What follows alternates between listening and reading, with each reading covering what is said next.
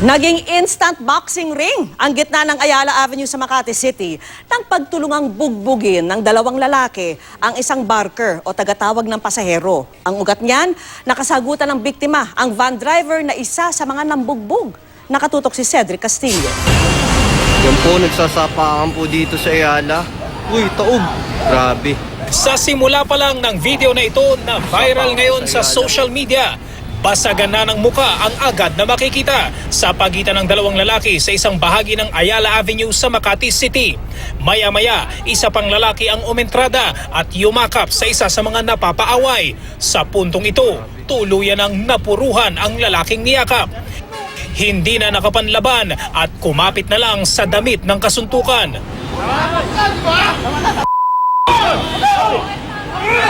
Dahil sa bakbakan, ang daloy ng trapiko sa dalawang lane tumukod na.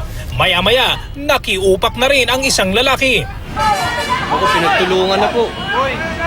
Habang nakaluhod na sa semento ang lalaking pinagtulungan, isang bus ang makikitang umaabante pero hinarang ng isa sa mga lalaki. Ayon sa Makati Police, bagaman nagsimula ang upakan sa sagian ng bus at ng puting van na makikita sa video, hindi mga driver ng mga ito ang nagkasuntukan. Nagkaroon ng sagian yung van at saka yung bus, pero hindi umabot doon sa suntukan. Barker daw o tagatawag ng pasahero ang lalaking binugbog sa video. Nakasagutan daw nito ang driver ng van na bumalagbag sa outermost lane na naging abala sa daloy ng trapiko at sa mga nag-aabang na pasahero. Humantong ang sagutan sa sakitan. Gusto ko lang liwanagin, no? The incident was not a road rage between drivers of vehicles na nagsuntukan.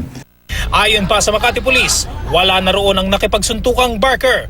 Wala nang isinampang reklamo bunsod ng sagian ng dalawang sasakyan at ng hiwalay na insidente ng suntukan. Cedric Castillo, nakatutok, 24 oras.